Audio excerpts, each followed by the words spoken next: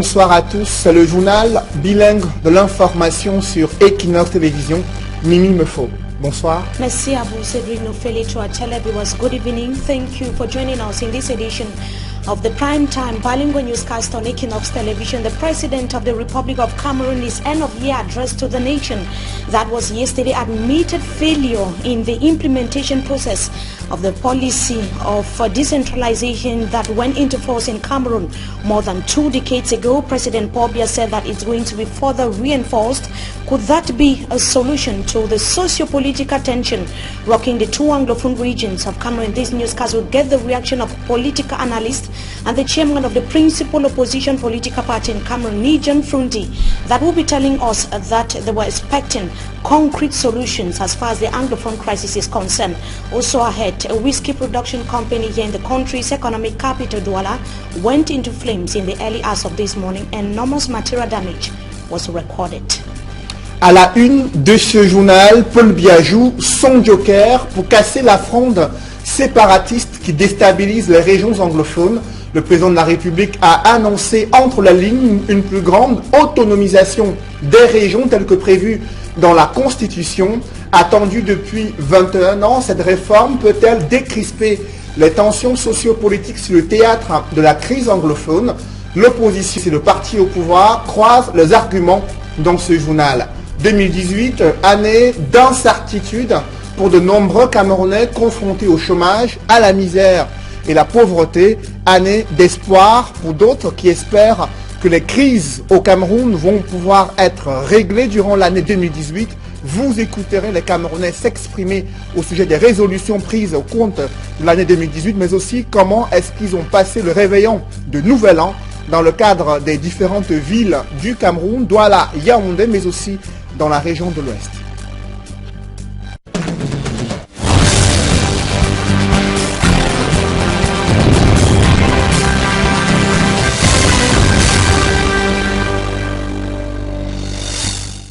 Merci de suivre cette édition bilingue de l'information sur Equinox Télévision. D'abord, cette forte explosion entendue ce 1er janvier 2018 dans le 4e arrondissement de Douala, l'usine de fabrication de whisky et vin rouge qui a été confrontée à un incendie qui s'est déclenché vers midi ce lundi. Un grave incendie dans cette usine. Les sapeurs-pompiers ont mis des heures pour maîtriser les flammes, un bilan très lourd en dégâts matériels, plusieurs millions de francs CFA de pertes matérielles selon les responsables de cette usine. Il y a eu une forte mobilisation de sapeurs-pompiers pour tenter de circonscrire l'incendie. Les autorités administratives de la région du littoral sont descendues sur les lieux pour s'enquérir de la situation. Aucune perte en vie humaine n'a été déclarée jusqu'ici, mais les dégâts matériels sont très importants selon les responsables de cette structure qui craignent que de nombreux employés soient mis en congé technique en raison de cet incendie qui a ravagé une partie d'une usine de fabrication des whiskies dans le 4e arrondissement de Douala. Je vous le disais en titre, le chef de l'État joue son joker pour casser la fronde séparatiste qui déstabilise les régions anglophones. Le président de la République du Cameroun annonce entre les lignes une plus grande autonomisation des régions telle que prévue dans la Constitution du Cameroun. Paul Biya a également reconnu les difficultés de trésorerie que le Cameroun traverse, qui peine à pouvoir régler ses dettes envers les PME. Cependant, il s'est montré optimiste pour l'avenir socio-économique et politique du Cameroun. Compte rendu du discours du chef de l'État, la synthèse avec Éric Martial Diomo. La voie privilégiée sur la crise anglophone, sujet sur lequel était très attendu le chef de l'État camerounais, il est resté sur la logique de son gouvernement, condamnant l'escalade de violence, œuvre des sécessionnistes et brandissant le dialogue engagé et les solutions apportées aux revendications corporatistes. Les consultations que j'ai menées, mais aussi les multiples avis et suggestions que j'ai recueillis, m'ont conforté dans l'idée que nos concitoyens souhaitent participer davantage à la gestion de leurs affaires, notamment au niveau local. Je crois fermement à cet égard que l'accélération de notre processus de décentralisation va permettre de renforcer le développement de nos régions. J'ai, dans cette optique, prescrit la mise en œuvre des mesures nécessaires pour concrétiser rapidement cette réforme majeure. Dans le même ordre d'idées, le parachèvement de la mise en place des institutions prévues par la Constitution permettra de consolider l'état de droit et ouvrira une nouvelle page de notre processus démocratique. Le président, qui a reconnu la nécessité d'une réelle décentralisation, a annoncé la tenue des élections en 2018. 2018 sera une importante année électorale. Toutes les dispositions nécessaires seront prises afin que les opérations électorales se déroulent dans le calme et la sécurité. Paul Biya n'a pas manqué de mettre en avant les victoires sportives de l'année 2017 en se projetant tout aussi sur le grand rendez-vous de 2019 que le Cameroun organisera. Pour le président de la République, le pays tiendra le pari de l'organisation de cette Coupe d'Afrique des Nations. Notre pays sera prêt pour cette grande fête de l'amitié. J'en ai pris l'engagement. Sur le plan économique, le président de la République annonce le parachèvement des grands projets en 2018, tout comme il vante l'amélioration de la carte universitaire, la carte scolaire et la carte sanitaire au Cameroun, avec un point d'honneur sur la couverture santé universelle. Après ce discours du chef de l'État le 31 décembre 2017, l'opposition déplore le manque d'audace et d'impertinence des mesures présidentielles visant à résoudre la crise, des mesures incapables de pouvoir décrisper les tensions sociopolitiques dans les régions anglophones, un avis que ne partagent pas les cadres politiques du RDPC, le parti au pouvoir, et ils croisent leurs arguments dans ce reportage signé François Dikoumé et Julienne Berthe-Bissaille. Camerounais, que vous soyez du nord ou du sud, de l'est... Paul Biya a été attendu sur au moins 3 points sur la vie nationale. La crise anglophone, l'austérité économique et le front de la guerre contre Boko Haram. Les 3 sujets ont été abordés. Malheureusement, ils ne font pas l'unanimité dans les postures. Quand on parle, comment dirais-je, de la crise anglophone, le chef de l'État a du mal à prononcer l'expression crise anglophone. Et pourtant, nous sommes dans une crise majeure. Même si c'est une crise camerounaise, elle est d'abord une crise anglophone. Il s'agit de revendications politiques qui sont posées. Lui, il est qualifié de revendications socio-corporatistes. C'est vraiment très insultant pour les Camerounais. Donc moi, je dis que, ou le chef de l'État est complètement déconnecté de son pays, ou alors, il est en train de se gargariser du chaos, d'entretenir le chaos et de créer le chaos. Parce qu'on sait qu'après lui, c'est le chaos, lui, il n'en a rien à faire. Depuis que cette situation perdure dans le sud-ouest et le nord-ouest, il n'a pas mis de l'huile sur le feu. Au contraire, il a essayé d'agir en homme responsable. Sur le plan républicain, il a observé toutes les dispositions qui, à son niveau possible, de mettre en œuvre, et on se rend compte qu'il est sur la bonne voie. Dans la stratégie des sécessionnistes, ils ont utilisé dans un premier temps les revendications sectorielles. Bon, malheureusement pour eux, le président de la République a envoyé des missions et des interfaces des responsables de l'exécutif avec pour instruction d'aller résoudre les problèmes qui se posaient. Et les problèmes ont été résolus, j'allais dire à 90%. Donc on n'en est plus là. Au sortir de ce discours du président de la République, la question de la tenue d'un dialogue sur la crise anglophone est encore plus floue. Aucune perspective de solution, sinon la poursuite des mesures entreprises jusqu'ici par le gouvernement. Je sais bien que quand il parle, il dit que j'ai instruit mon gouvernement d'aller négocier, dialoguer. Mais de quel dialogue il parle? On sait très bien que le consortium a été dissous. Voilà les personnes qui négociaient avec l'État du Cameroun sur les revendications politiques. et pas les revendications administratives. On doit donc comprendre que le chef de l'État n'en a rien à faire du dialogue. Parce que quand il parle de dialogue, il devrait lui-même, en tant que garant de la stabilité et de l'unité du Cameroun, aller à Bamenda et à Buea au moins écouter ceux qui ne sont pas contents. Pourquoi il envoie ses ministres et le Premier ministre, qui à plusieurs reprises ont échoué? Et qu'est-ce qui l'empêche, lui, en tant que chef de l'État, garant de nos institutions, garant de l'unité nationale, de se rendre dans ces villes où le feu couvre? Ça n'a pas de sens. Le chef de l'État a survolé l'actualité économique en évoquant de manière superficielle les solutions envisageables. La solution de l'amélioration des conditions de pratique des petites et moyennes entreprises demeure au sens des experts sujet à caution. Moi, je suis sidéré qu'un chef d'État, sur le plan de l'économie, s'arc-boute encore sur la question du FMI. À entendre le chef de l'État, on a presque l'impression qu'il se réjouit que le Cameroun soit retourné au FMI. On sait très bien que le FMI, c'est une banque qui vous fait des prêts et que vous passez votre vie à rembourser, non même pas ces prêts, mais les intérêts de ces prêts.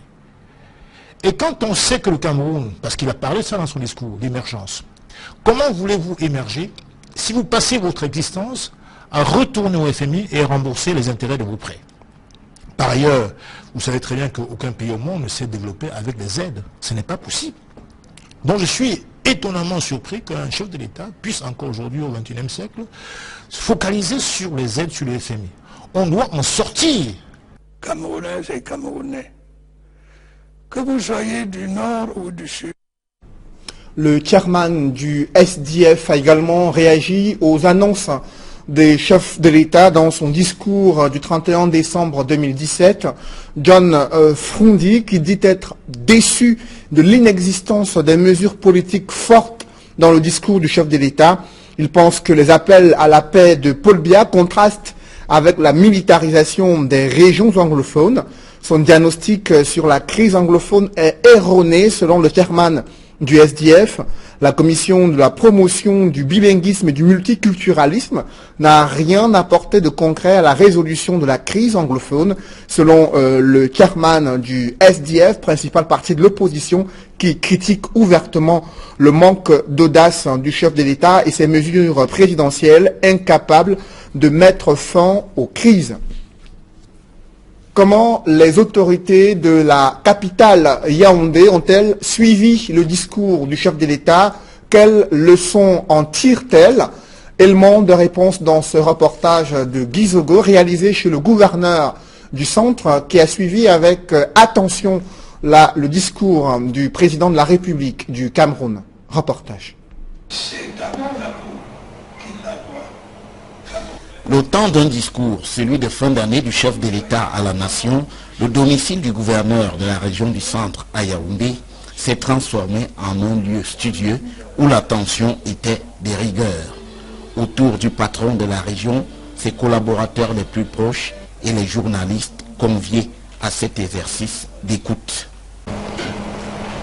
Au cours de l'année qui s'achève, le Cameroun a, dans un contexte difficile. Le gouverneur du centre relève dans ce discours la posture d'un président patriote. Nous avons trouvé un président qui aime très bien son pays, un président patriote, un président qui a décelé tout ce que les Camerounais voulaient entendre en cette fin d'année, parce qu'il a vraiment parlé de choses réelles et réalistes. Il se félicite par ailleurs des accents de fermeté du président de la République à propos de l'aspect sécuritaire. Même de sécuritaire, nous avons suivi le chef d'État qui était un homme ferme, donnait les instructions fermes. Et nous avons aussi aimé le mot sans essai qu'il a utilisé pour que les forces de maintien de l'ordre restent fermes sur leur position pour maintenir la sécurité. De plus, pour l'avenir, le gouverneur du centre souligne des motifs de satisfaction relevés dans la parole présidentielle. Il a donné des directives en ce qui concerne l'accélération de la décentralisation et d'autres institutions qui sont dans la Constitution et aussi projeter l'année 2018 comme l'année électorale et que nous allons tout faire. Il allait tout faire pour que ça se passe dans les meilleures conditions. Au final, le numéro 1 de la région du centre crédite de bon le discours du chef de l'État dans l'ensemble. Tout le monde a trouvé le compte dans ce discours qui, ma foi, c'est un très bon discours pour la population, surtout de la région du centre. Et nous qui devons suivre ça sur le terrain. Une parole de converti qui est loin d'être partagée par tous.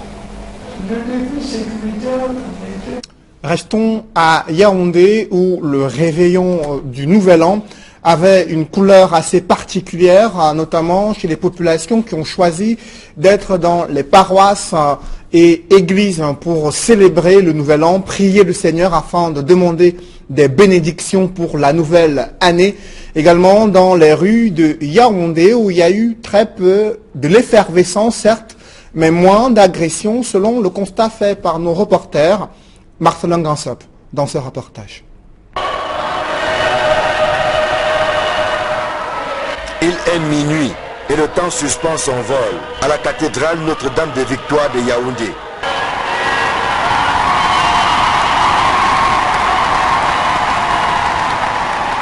Et voici 2018. L'accueil de la nouvelle année se déroule en prière et en recueillement dans une cathédrale pleine à craquer.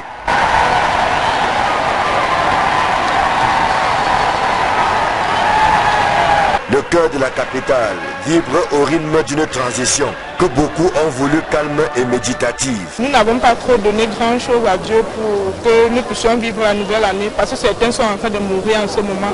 Mais nous sommes là et nous sommes venus dire merci à Dieu par rapport à ça que d'aller dans les snacks boire. Je suis venue pour louer le Seigneur, le remercier pour l'année 2017. Il m'a fait de bonnes choses. Bon, je lui demande encore pardon, afin que cette année, il puisse veiller sur moi, veiller aussi sur ma famille. Bon, pour moi, c'est vraiment sacré de vivre en présence du Seigneur, de commencer la nouvelle année comme ça en Christ, c'est bien. Déjà que 2017 pour moi n'a pas été vraiment, donc je remets tout ça à Dieu. Qui me donne une santé stable et à ma famille, qui réunisse vraiment ma famille, qui m'accorde le travail. Moi, je travaille. Une très belle expérience pour nous de passer ce moment en présence du Seigneur. Donc franchement, nous disons grandement merci au Seigneur et surtout à ma maman qui est actuellement souffrante. Et je demande vivement au Seigneur de lui apporter beaucoup de santé. Non loin de la cathédrale, à un jet de pierre, le non moins célèbre rond-point de la poste centrale, lui aussi pris d'assaut par une foule immense. Tout petits, adolescents et adultes se confondent dans une ambiance plutôt mesurée. Normal, car la police, déployée de part et d'autre, veille au grain et ne manque pas de canaliser quelques esprits qui pourraient s'égarer. C'est donc avec beaucoup de réserve que la transition entre 2017 et 2018 est vécue, loin du tintamarre des années antérieures. Parce que le milieu est gai et c'est une bonne ambiance pour amener la famille, terminer l'année en beauté avec les enfants. Que l'année soit bonne, meilleure, qu'il y ait la paix dans notre pays, en tout cas, c'est ce qu'on souhaite. C'est l'occasion de voir la nouvelle année dehors avec les enfants. Même à moins 1 minute ou moins 2 minutes de minuit, tout peut arriver. Et vous ne voyez pas la nouvelle année. Donc quand on réussit à voir la nouvelle année comme s'il faut être content. Il faut dire merci à Dieu. Bon, dimanche avec vous. Il faut quitter le centre-ville en direction des quartiers pour vivre quelques ambiances distillées, comme c'est le cas ici au Carrefour Sépère, par un orchestre qui excelle dans le balafon. En sillonnant les principaux points chauds de la capitale, force est de constater que contrairement aux célébrations antérieures, c'est avec beaucoup de mesures que les Yaoundéens ont fermé les portes de 2017 pour ouvrir celles de 2018. Quelles sont les couleurs de cette ambiance de la nuit du réveillon de Nouvel An dans la capitale économique du Cameroun, aussi bien dans les rues de la ville de Douala que dans les églises ou encore les espaces de loisirs Nos reporters Martin Mangalais et Donald Brice Kamgan ont capté l'émotion de ce passage entre 2017 et 2018. Reportage. Je vous parlais donc de ce reportage réalisé dans les rues de la capitale économique du Cameroun, où des Camerounais se sont mobilisés durant toute la nuit pour vivre la transition entre 2017 et 2018, des moments chargés d'émotions également, de nombreuses familles qui ont veillé toute la nuit pour vivre ce moment avec des feux d'artifice observés dans la ville de Douala. Reportage Martin Mangalais et Donald Brice Kamgan. Les premières photos de 2018, les voici. Les premières minutes de la nouvelle année sont ainsi immortalisées. Seuls, par petits groupes, selfies, la galerie a fort à faire ce matin. À l'église, mots de photos ont pris pour la transition annuelle. Une seconde après 2018, Dieu est grand, on exulte de joie. Alléluia.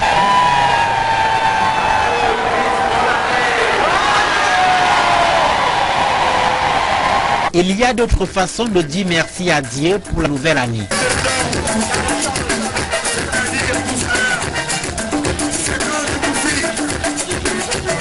Tous les projets qui n'ont pas, tous les manquements de 2017, nous les rapportons à 2018 espérant que tout sera réalisé. 2018 pour moi, je souhaiterais que tout va bien dans notre pays.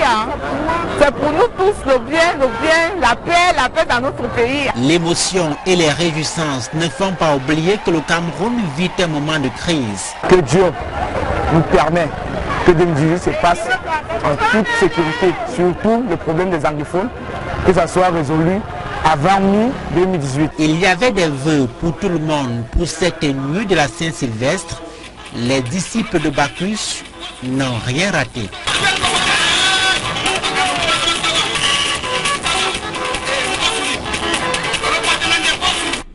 Loin de ces réjouissances, l'année 2018 s'est illuminée dès la naissance du premier bébé dans le département de Bamboutos, région de l'Ouest.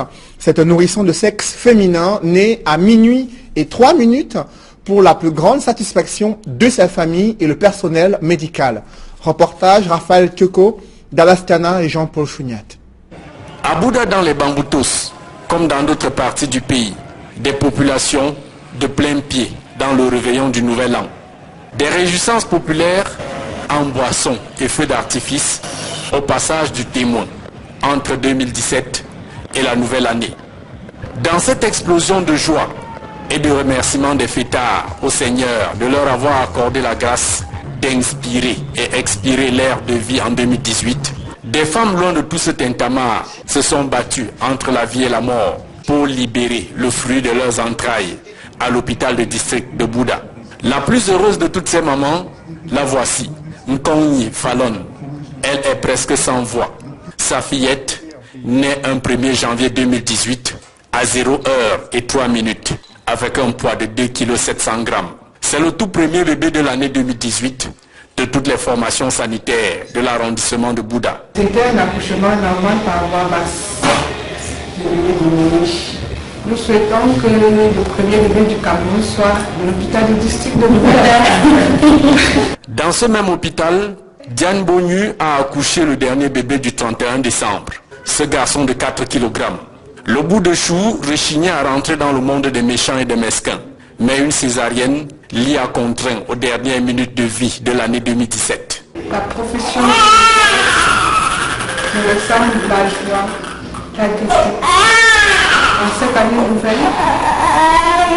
Aux dernières nouvelles, 2 autres femmes enceintes en travail toute la nuit ont accouché au dernier chant du coq au lever du jour de la nouvelle année 2018.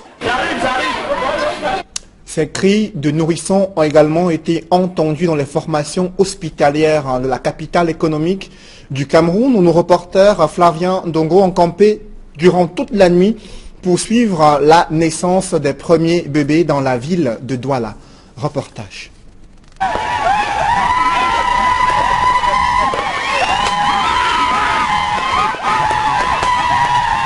Hôpital de Dedo à Douala. Le premier bébé de l'année 2018 annonce ses couleurs.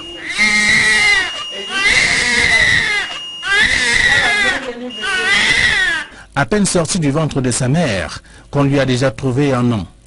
C'est la génitrice qui le révèle, malgré la fatigue de l'accouchement. Le prénom c'est Huguette, le pasteur de la paroisse de New Dedo. Je dois 3M. C'est ma mère et je surnomme cet enfant Huguette. Huguette est dans la source de joie de sa mère en cette année 2018. Aujourd'hui, c'est le meilleur cadeau que Dieu m'a donné pour la nouvelle année.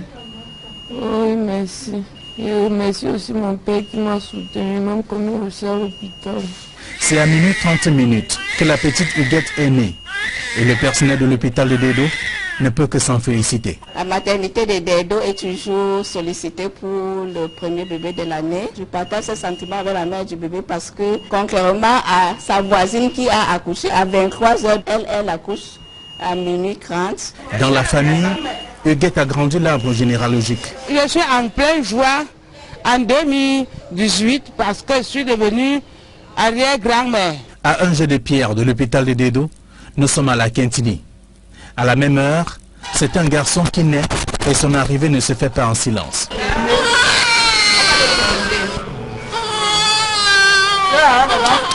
Sa génitrice, affaiblie par la césarienne, n'a pu lui trouver un nom. Mais les infirmières ont vite fait de lui donner un bracelet pour éviter le pire. Et c'est en joie que tout se passe.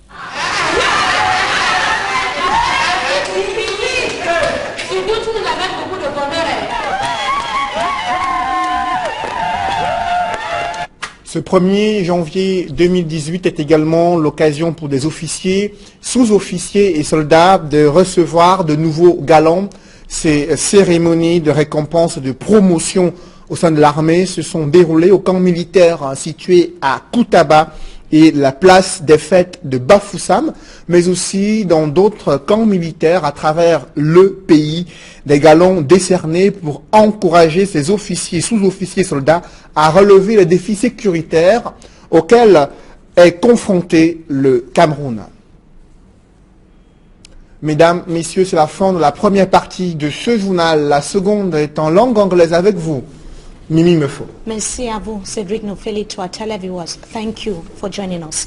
Management of a Douala-based whiskey production company embraced the new year with a very sad note or sad news of a fire disaster. The storage unit of Femankam went into flames. That was today afternoon. Enormous material damage was recorded, and the governor of the littoral region of Cameroon, Samuel Dodoneva Adibu, and other local administrative authorities abandoned New Year festivities to report to the scene of the incident. Details in the following report.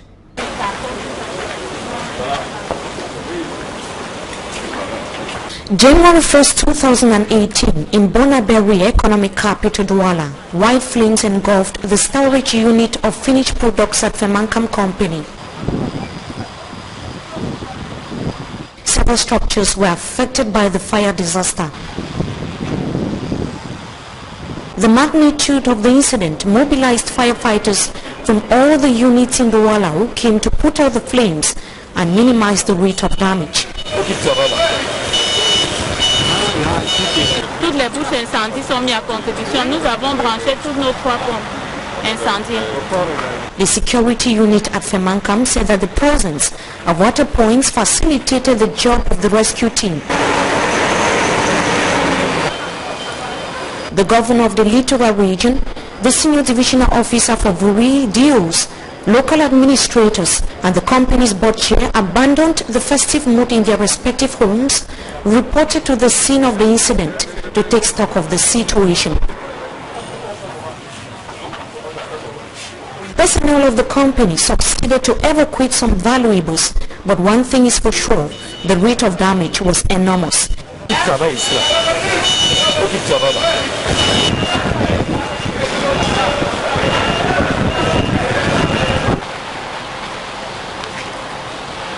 It is too early to evaluate material loss nor establish the exact cause of the inferno.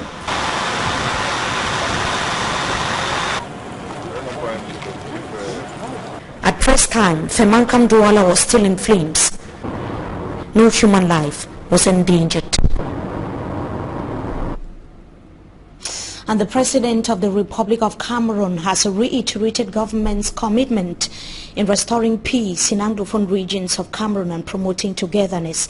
In his end-of-year address to the nation yesterday, President Paul Biya said that security forces would not stop at ensuring that order is restored in the northwest and southwest regions of Cameroon, and stressed that it would be done without excesses. The head of state promised tough times to those inciting violence, what he called violence, and have taken up arms in the Anglophone regions of Cameroon. He also said that efforts are underway to make all the regions autonomous. He was speaking during his end-of-year speech to the nation. That was yesterday. Let's hear him in the following excerpt. He's going to begin by telling us or addressing a message of condolence to victims of the Anglophone crisis. Take a listen. It is my duty to ensure republican order, social peace, and the unity of the nation and Cameroon's integrity. In this regard, I have issued instructions that all those who have taken up arms, who perpetrate or encourage violence, should be fought relentlessly and held accountable for their crimes before the courts of law. These security operations conducted to that end may already yield excellent results. They will continue unabated, but without excesses. I congratulate the security force on the bravery and professionalism created thus far. I am a wish of every Cameroonian of goodwill is to see an end to tensions in the northwest and southwest regions and a return to normalcy.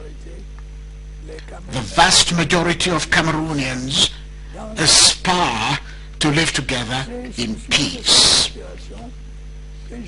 Bearing in mind this aspiration, I set up the National Commission for the Promotion of Bilingualism and Multiculturalism, which will play a key role in promoting our togetherness. It is in the same light that at the onset of the crisis, I requested the government to engage in a constructive dialogue with English-speaking teachers and lawyers to seek solutions to their demands. It is my firm belief that fast-tracking our decentralization process will enhance the development of our regions. To that end, I have ordered the implementation of the necessary measures to speedily give effect to this major reform. And reacting to the speech of the President of the Republic of Cameroon, the Governor of the Northwest Region of Cameroon, Governor Adolphe Lely-Lafrique, said that the government has been able to demonstrate to the world that its institutions are up to expectations. He cited what he called solutions to the Anglophone crisis as a glaring example. Governor Adolphe Lely-Lafrique said that dialogue, which started last year in 2016, or rather 2 years ago, because we are now in 2018, would continue, but it must only be done under the strict respect of the Constitution. Let's hear him in the following excerpt. Nation has been able to sustain all those events successfully, demonstrating to the whole world that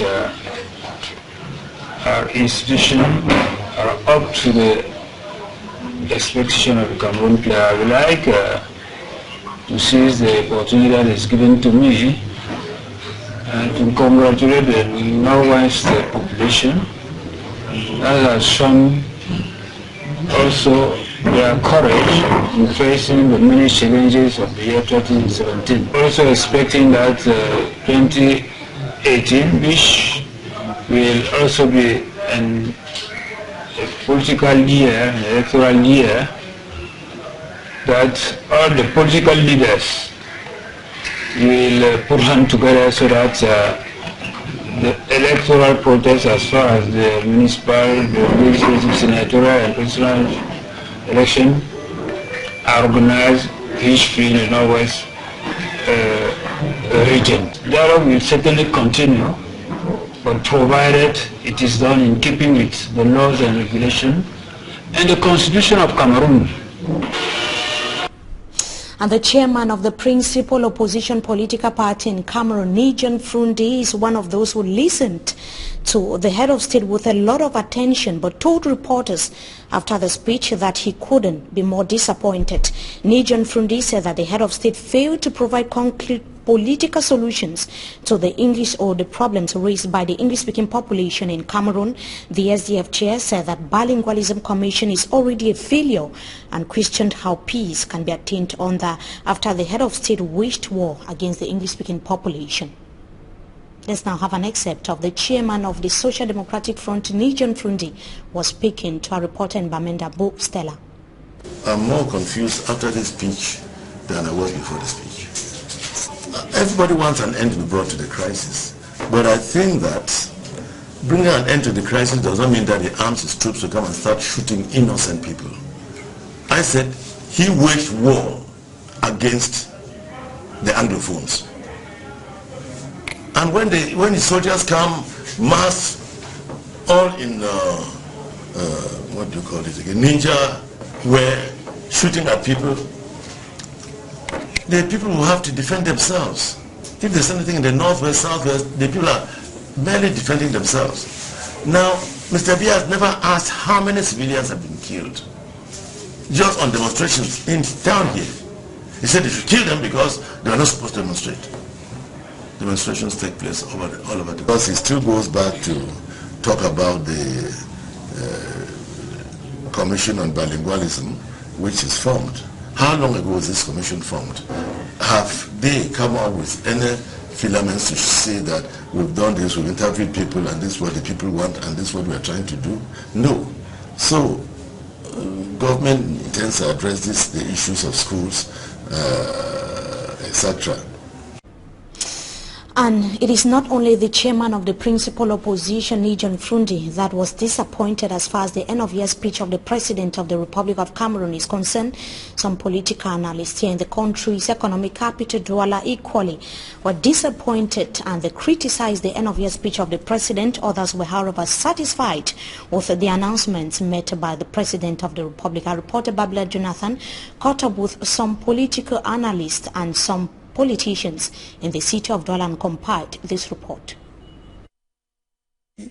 To some, it was a message of appeasement to the nation, and to others, a message void of pertinent and convincing content delivered by Cameroon's head of state, Paul Biya. I will tell you that this particular message of this end of year was just an empty pregnancy that ended up bearing no baby. It still came out with his normal posture to give us once more a decorative speech full with nouns, adjectives, and pronouns to tell us that he has nothing to offer. It's a very good speech. The President of the Republic told to our people, to us, that we can live in peace. We can build together our country. We just have to respect institutions. I was very disappointed by the speech of the President of the Republic, because when he talked about the Anglophone crisis, he don't expel exactly these terms, Anglophone crisis.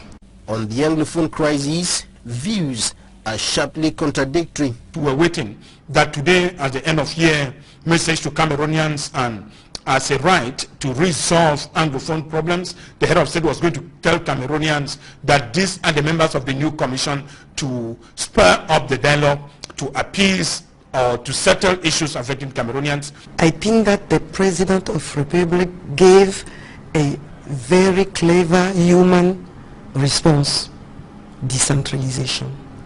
For me, it's the best way to go out this problem. The principal problem, the main problem in this issue is the question of federalism. It's not the question of secessionists or extremists and so that. You have to focus on the federalism in this country, because the decentralization has failed. And concerning economic issues, we are still talking of social security, and that he has listened to Cameroonians. If the head of state might have listened to Cameroonians for the past 1 year, over 3 months, then we needed him today to come out as the head of state to tell Cameroonians concretely, these are the solutions I'm proposing, these are the solutions I'm going to put in place. But what do we see? We still realize the head of state still giving us aspiration of things we are going to put in place which Cameroonians have never seen. When you listen to the head of state, he's talking about the International Monetary Fund. International Monetary Fund is a bank. We have to borrow you the money, so you will spend your life and your time to give them back your money.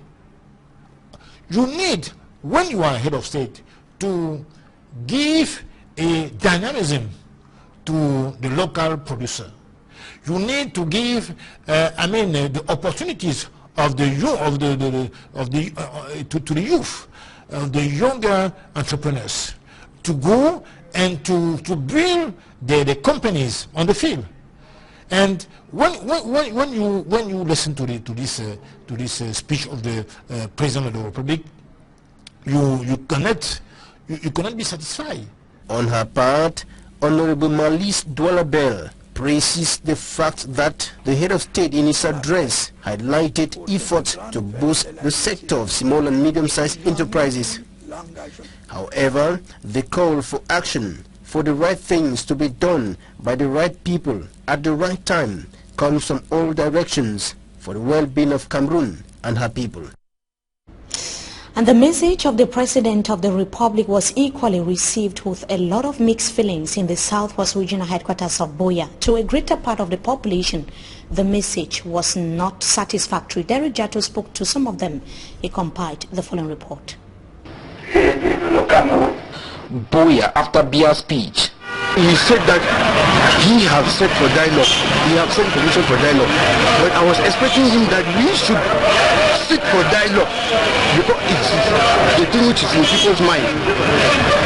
But he did not answer. And others were expecting Mr. President to address the nation in English language, then apologize and set the date for that much talk about roundtable dialogue. I expect him first to start addressing the nation in English.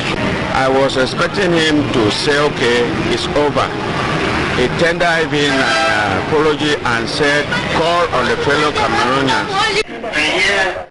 In Buea, many people also saluted President Paul Biya for his gentle body language, soft words and tone during his address.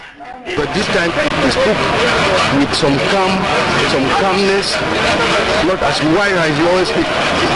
And the point that caught the attention of Menke Michael, the mayor of Moyoka subdivision, was this. He acknowledged that decentralization process will be accelerated, and I think we all welcome the idea. To him, effective decentralization is the bedrock to any meaningful development. I assure you with all confidence that if 10% of that budget is allocated to the local collectivity, Moyoka will become an El Dorado. And that the application phase should be immediate. The instruction needs to come again from above, but before March, we want those competencies to be transferred, because you have been preparing for this for 21 years. So they cannot tell, nobody can tell the head of state now to give them time. No, they have been working on this. Chief Njombe Johnson Joke of Bukaka Village, President-elect of the Southwest Chiefs Conference, says the acceleration of decentralization is the birth of the desired good governance, which, if was in practice before now, what is today known as the Anglophone crisis might not have surfaced. I have always made it known to the world that the problem of Cameroon is that of governance. If this country is decentralized as described in our constitution of 1996, I think what we call today the Anglophone problem shouldn't have even come up. Yes, it's just the delayance of the government machinery. So as a traditional ruler, I think I was satisfied with the head of state, but I want to pray that they should not just be words that will remain in the drawer. I think they should really accelerate, as he said, this decentralization process. That is the solution of Cameroon. As President Paul Biya-Enavie's speech dominated talks in the city, the 1st of January 2018 still showcased some of its traditional colors. For instance, celebrations were going on in some homes, welcoming the new year. And the Epaulet Award ceremony, which is the annual ritual of the military, was observed here at the Independence Square in Boya and was commanded by Colonel Jacques Banadiogu, the commander of the 21st Motorized Infantry Battalion.